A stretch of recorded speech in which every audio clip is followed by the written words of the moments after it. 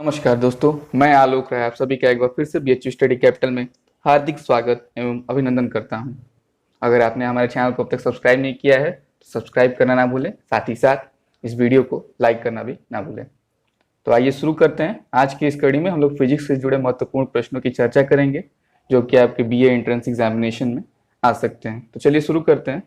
साथ ही साथ कमेंट्स में आप लोगों ने बताया कि आपको हिंदी में क्वेश्चंस आने पे इंग्लिश मीडियम के स्टूडेंट्स को दिक्कत हो रही है।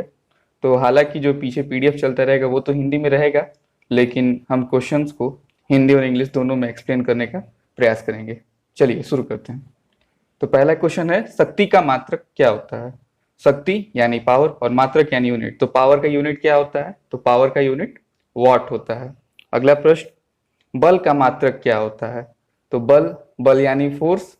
तो फोर्स की यूनिट क्या होती है? तो फोर्स की यूनिट न्यूटन होती है। अगले प्रश्न की तरफ बढ़ेंगे, कार्य का मात्रक क्या होता है? तो कार्य से तात्पर्य वर्क से है, तो वर्क की यूनिट क्या होती है? तो वर्क की यूनिट जूल होती है। अगले प्रश्न की तरफ बढ़ेंगे, प्रतिरोध का मात्रक क्या होता है? प्रतिरोध यानी रेजिस्टेंस। तो रेजिस्टेंस की यूनिट क्या होती है? तो रेजिस्टेंस की यूनिट ओम होती है। अगले प्रश्न की तरफ बढ़ेंगे, वेग का मात्रक क्या होता है? वेग से तात्पर्य वेलोसिटी से है, तो वेलोसिटी की यूनिट क्या होती है? वेलोसिटी की यूनिट मीटर पर सेकंड होती है। वेलोसिटी की यूनिट क्या होती है? मीटर पर सेकंड। तो देखिए, हम प्रयास कर रहे हैं कि हम आपको दोनों लैंग्वेज में जो है एक्सप्लेन करने की कोशिश कर रहे हैं। तो अगर आप इंग्लिश मीडियम के स्टूडेंट्स हैं तो आप एक कॉपी और पेन लेके बैठ सकते हैं और साथ ही साथ हम जो वीडियो बता रहे हैं उसके साथ साथ आप क्वेश्चंस नोट कर सकते हैं। जैसे एक तरफ आप डाल दिए यूनिट्स और दूसरी तरफ कौन सा मेजरमेंट्स, जैसे फोर्स का तो आप सामने उसका यूनिट लिख देंगे न्यूटन, वर्क का जूल लिख देंगे। इसी तरह आप आगे बढ़ते रहेंगे और आसानी से आप जो है क्वेश्चंस जो है लर्न कर सकते हैं। तो अगले प्रश्न की तरफ बढ़ते हैं, प्रकाश वर्ष किसकी इकाई है? प्रकाश वर्ष यानी कि लाइट ईयर। तो लाइट ईयर किसकी यूनिट है?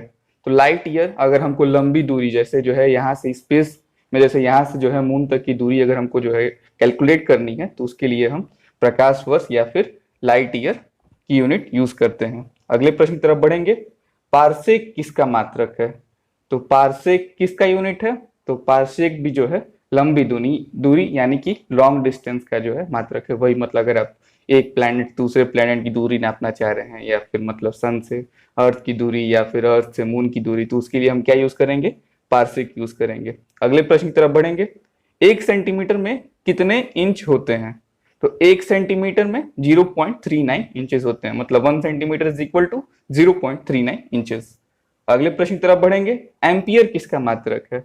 तो एम्पियर किसका यूनिट है? तो एम्पियर विद्युत धारा यानी कि इलेक्ट्रिक करंट का यूनिट है। तो एम्पियर किसका यूनिट है? इलेक्ट्रिक करंट या फिर विद्युत धारा का।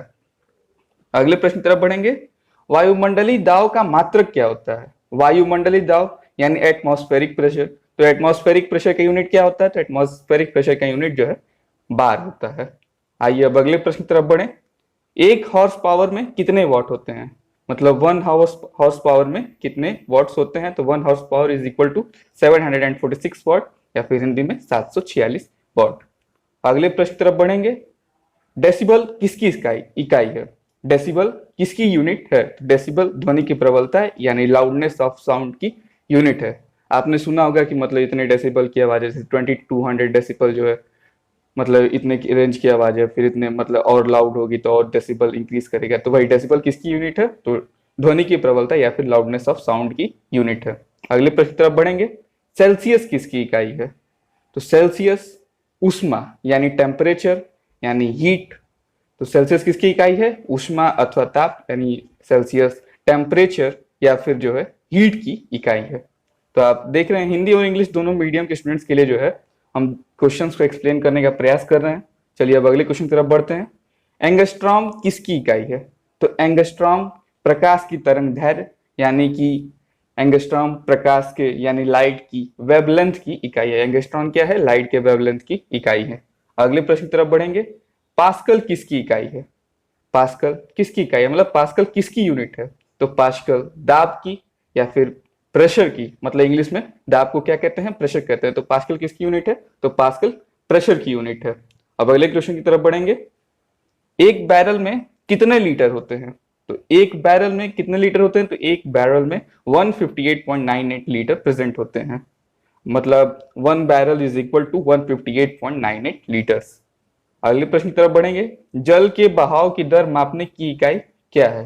तो जल के बहाव के दर की इकाई क्या है? तो क्यूसेक है। मतलब जो फ्लो ऑफ वाटर है उसके rate of flow of water को मेजर करने के लिए कौन सा यूनिट यूज किया जाता है? तो वो है क्यूसेक। आपने अक्सर सुना होगा कि जैसे डैम से पानी छोड़ा जाता है तो आपने सुना होगा इतने क्यूसेक पानी छोड़ा गया, मतलब 5 क्यूसेक 10 क्यूसेक पानी छोड़ा गया, जिससे कि अगल बगल के लोगों में वाटर अवेलेबिलिटी हो, या फिर डैम में ज्यादा वाटर कलेक्ट हो जाता है तो डैम के टूटने का डर होता है, तो इस वजह से जो उसको प्रिवेंट करने के लिए छोड़ा जाता है पानी।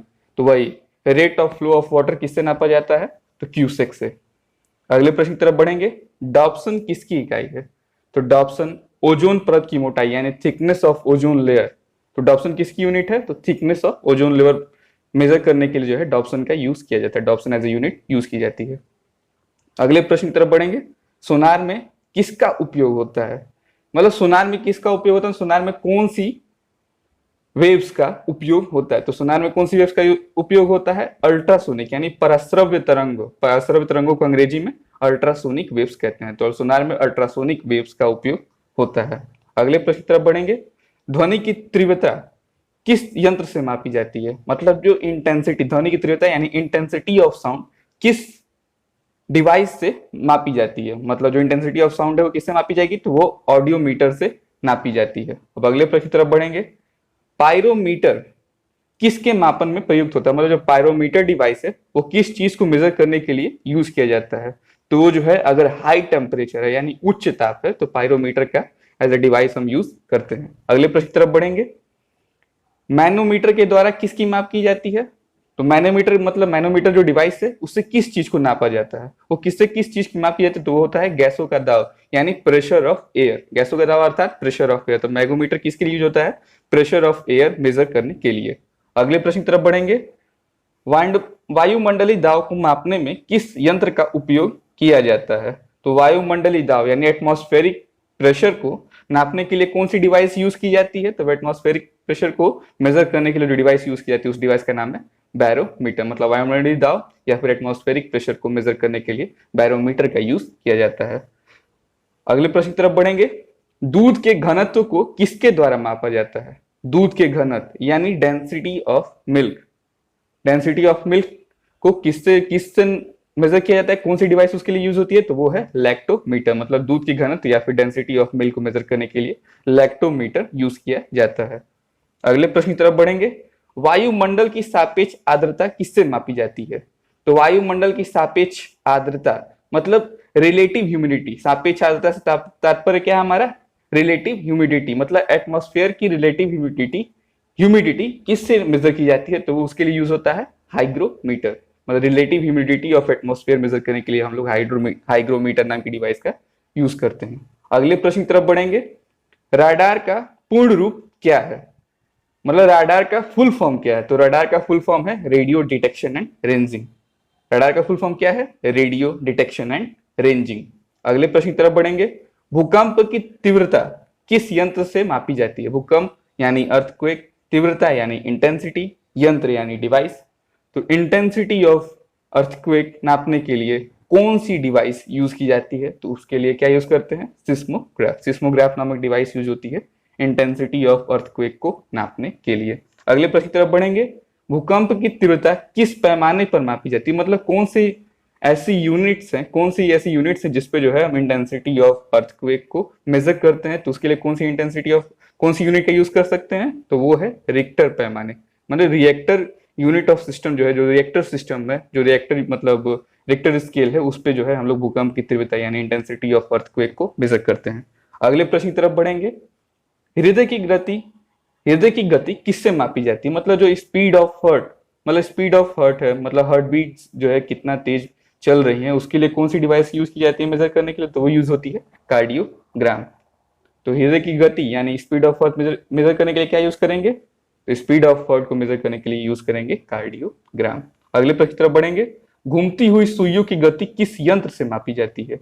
तो जो मूविंग नीडल्स हैं उनकी स्पीड किस यंत्र से, मतलब किस डिवाइस से मापी जाती है? तो घूमती हुई सुई यानी मूविंग नीडल्स की स्पीड जो है गैरोस्कोप नामक डिवाइस से मेजर की जाती है या फिर उससे मापी जाती है। तो कौन सी डिवाइस है वो? गैरोस्कोप। अगला प्रश्न। वॉशिंग मशीन का कार्य सिद्धांत क्या होता है? वॉशिंग मशीन का कार्य सिद्धांत मतलब वॉशिंग मशीन कौन से वर्किंग प्रिंसिपल पे कार्य करता है, मतलब वॉशिंग मशीन का वर्किंग प्रिंसिपल या फिर कार्य सिद्धांत क्या है, तो वो है अपकेंद्रण। अपकेंद्रण यानी सेंट्रीफ्यूज। तो सेंट्रीफ्यूज इसका वर्किंग प्रिंसिपल है, मतलब वॉशिंग मशीन का वर्किंग प्रिंसिपल क्या है, सेंट्रीफ्यूज या फिर हिंदी में अपकेंद्रण। अगले प्रश्न की तरफ बढ़ेंगे। समतल पर बने कोण का मात्रक क्या होता है? तो समतल पर बने कोण का मात्रक क्या कहलाता है, मतलब समतल यानी प्लेन पर बने एंगल, कोण मतलब एंगल, तो प्लेन पर बने यानी प्लेन एंगल का मात्रक क्या होता है, मतलब प्लेन एंगल की यूनिट क्या होती है, तो प्लेन एंगल की यूनिट होती है रेडियन। प्लेन एंगल की यूनिट क्या होती है, रेडियन। अगला प्रश्न, ठोसीय कोण का मात्रक क्या होता है? ठोसीय कोण, ठोसीय से जो है आप आइडिया लगाइए ठोसी क्या होंगे, तो ठोसी मतलब सॉलिड, कोण मतलब एंगल, तो सॉलिड एंगल का यूनिट, मात्रक यानी यूनिट, तो सॉलिड एंगल का यूनिट क्या कहलाता है, तो सॉलिड एंगल का यूनिट स्टेरेडियन कहलाता है। मतलब what's the unit of solid angle, that is steradian. अब आइए आगे आगे बढ़ते हैं। तो हर्ट्ज किसका मात्रक है? हर्ट्ज, हर्ट्ज आपने सुना होगा, फ्रीक्वेंसी आपने सुनी होगी, तो हर्ट्ज किसकी यूनिट है, तो हर्ट्ज फ्रीक्वेंसी या फिर हिंदी में उसे आवृत्ति कहते हैं, उसकी यूनिट है। अगले प्रश्न की तरफ बढ़ेंगे। किसी पिंड को पृथ्वी से फेंकने और वापस पृथ्वी पर गिरने के समय को क्या कहते हैं? मतलब किसी पिंड, मतलब कोई पिंड से तात्पर्य हमारा ऑब्जेक्ट से है। अगर कोई ऑब्जेक्ट को हम अर्थ से फेंकते हैं, मतलब ऊपर उसको उछालते हैं, और फिर जब वो वापस जो है अर्थ पे लैंड करता है, तो उसके बीच में जो टाइम लग रहा है उसको हम क्या कहते हैं, तो उसको हम हिंदी में उड्डयन काल या फिर अंग्रेजी में प्रोजेक्टाइल या फिर टाइम ऑफ फ्लाइट कहते हैं। ठीक, मतलब किसी पिंड, किसी ऑब्जेक्ट को अगर आप पृथ्वी से जो है, मतलब अगर आप अर्थ से जो है ऊपर की तरफ फेंक रहे हैं और वो फिर वापस जो है अर्थ पे आ रहा है, उस बीच में जो टाइम जो है ले रहा है, उस टाइम को हम उड्डयन काल हिंदी में और अंग्रेजी में प्रोजेक्टाइल या फिर टाइम ऑफ फ्लाइट कहते हैं। अगले प्रश्न की तरफ बढ़ेंगे। गति के नियम किस वैज्ञानिक ने दिया था? तो ये बहुत ही सिंपल प्रश्न है। गति के नियम किस वैज्ञानिक ने, तो गति का नियम मतलब इस लॉज ऑफ मोशन कौन से साइंटिस्ट ने दिया था? तो लॉज ऑफ मोशन किसने दिया था? Sir Isaac Newton. और वो किस बुक में जो है मेंशन्ड है, तो वो उनकी जो बुक है प्रिंसिपिया, उसमें जो है ये सब मेंशन्ड है। मतलब 3 लॉज ऑफ मोशन जो है उस बुक यानी प्रिंसिपिया बुक में मेंशन्ड है। अगले प्रश्न की तरफ बढ़ेंगे। न्यूटन के किस नियम को क्रिया प्रतिक्रिया का नियम कहते हैं? मतलब न्यूटन का ऐसा कौन सा लॉ है जिसको क्रिया प्रतिक्रिया यानी एक्शन रिएक्शन लॉ कहते हैं? मतलब न्यूटन का कौन सा ऐसा लॉ जिसे हम एक्शन रिएक्शन लॉ कहते हैं या फिर क्रिया प्रतिक्रिया का नियम कहते हैं? तो वो है तृतीय नियम को, यानी थर्ड लॉ ऑफ मोशन को एक्शन रिएक्शन नियम कहते हैं, जिसमें जो है न्यूटन ने स्टेट किया है कि every action has equal and opposite reaction. मतलब हर एक क्रिया पर उसके बराबर जो है प्रतिक्रिया होती है। ठीक, अब अगले प्रश्न की तरफ बढ़ेंगे। न्यूटन के किस नियम को संवेग संरक्षण का नियम कहा गया है? न्यूटन के किस नियम यानी न्यूटन के किस लॉ को संवेग संरक्षण यानी मोमेंटम कंजर्वेशन का लॉ कहा गया? मतलब न्यूटन का ऐसा कौन सा लॉ है जिसे मोमेंटम कंजर्वेशन लॉ कहा गया है? तो न्यूटन के सेकंड लॉ को मोमेंटम कंजर्वेशन लॉ कहा गया है। कौन से लॉ को? सेकंड लॉ को। मतलब न्यूटन के द्वितीय नियम को संवेग संरक्षण या फिर मोमेंटम कंजर्वेशन लॉ कहा गया है। अगले प्रश्न की तरफ बढ़ेंगे।